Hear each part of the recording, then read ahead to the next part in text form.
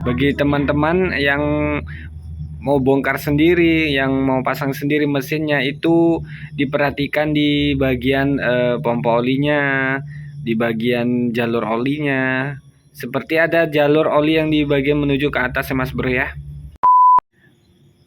Halo, assalamualaikum warahmatullahi wabarakatuh. Kembali bersama saya di channel Bay Motor. Oke, kali ini Mas Bro, kita ada garapan Supra ya Mas Bro ya, yang mengalami mesinnya selalu berisik dan mesinnya ini cepat panas Mas Bro. Jadi permasalahannya itu di mana?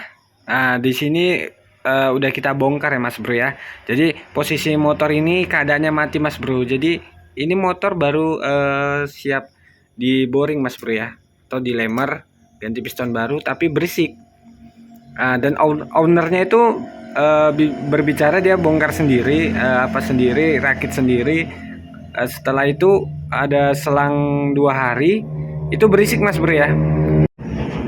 Jadi beliau ini datang ke saya gitu Mas Bro ya, datang tolong apa sih penyebabnya gitu kan. Jadi saya rasa customer saya ini udah termasuk jago ya Mas Bro ya, udah bisa bongkar sendiri, pasang sendiri, dan mungkin sedikit edukasi bagi teman-teman yang mau bongkar sendiri, yang mau pasang sendiri mesinnya, itu diperhatikan di bagian pompa olinya, di bagian jalur olinya. Seperti ada jalur oli yang di bagian menuju ke atas ya Mas Bro ya. Jadi Mas Bro itu harus betul-betul perhatiin di bagian pompa oli, diperhatiin juga pompa oli, jalur oli, dan filter yang di bawah ini tengok Mas Bro ya, tidak ada sama sekali Mas Bro. Jadi ketika ini kotor Mas Bro, ini tidak ada penyaringnya Mas Bro, tidak ada penyaringnya sama sekali. Mohon maaf berisik karena kita juga berada, bengkel kita juga berada di pinggir jalannya Mas Bro ya. Tapi mudah-mudahan Mas Bro bisa dengar. Jadi Mas Bro di sini harus perhatiin, ini ada filter olinya.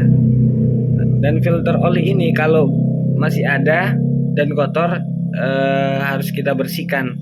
Tapi di sini nggak ada, nanti kita coba balikan. Berhubung ini sudah malam, kita akan berbagi sedikit ilmu Mas Bro ya.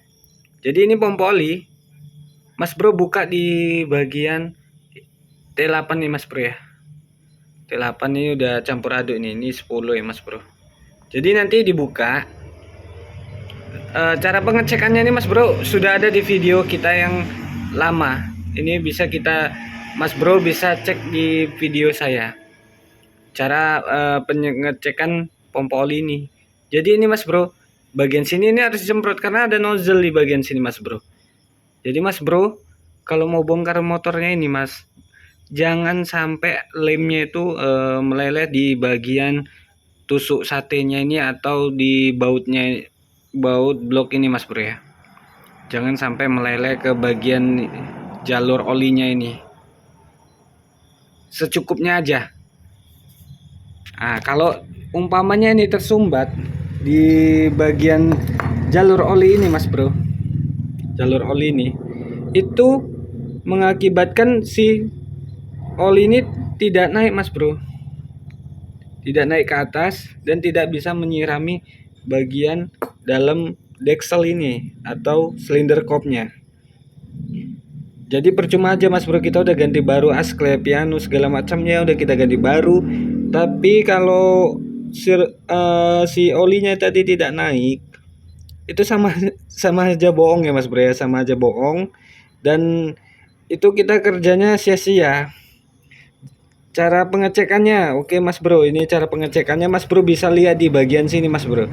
Jadi kalau Mas Bro siap bongkar, bisa buka tutup klep ini Mas Bro.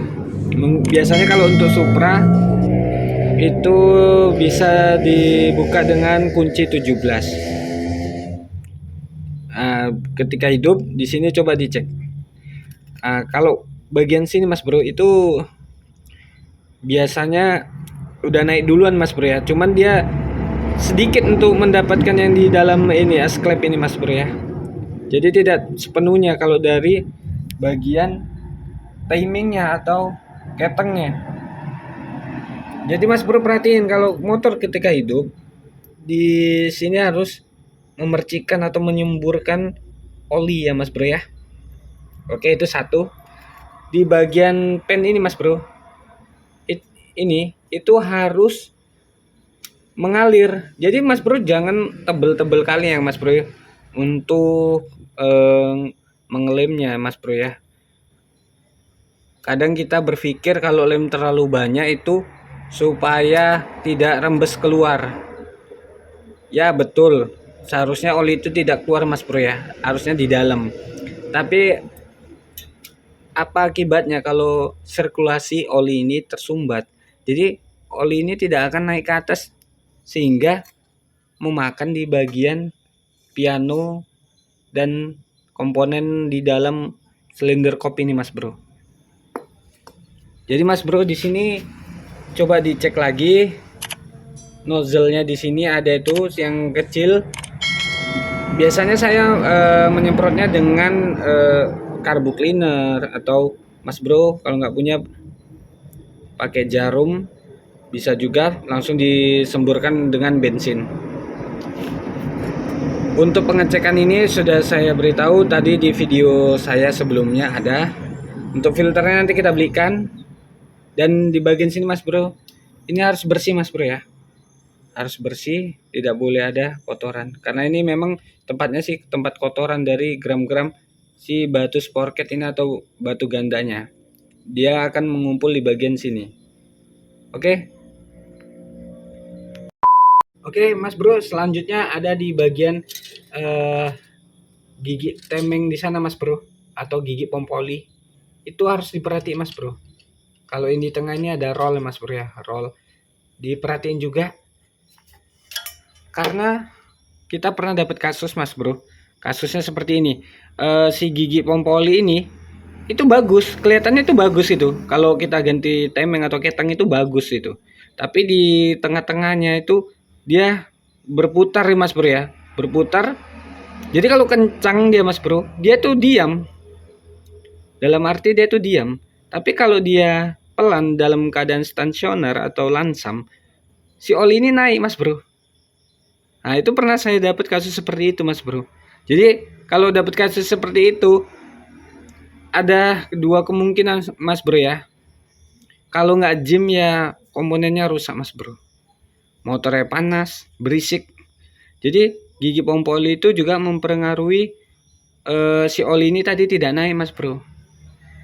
Nah, jadi itu saran saya Mas Bro, itu juga dicek, bagian pompoli dicek, filter, jalur oli yang ada di bak, dan nozzle ini jangan sampai ada kesumbat, dan jalur ini kita lihat Mas Bro ya, jangan sampai lemnya ketebalan. Jadi kalau ketebalan ini tahu sendiri kan Mas Bro akibatnya.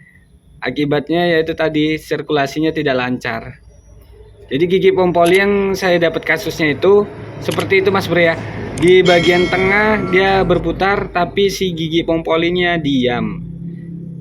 Cara penggantiannya pernah juga saya buat di video sebelumnya.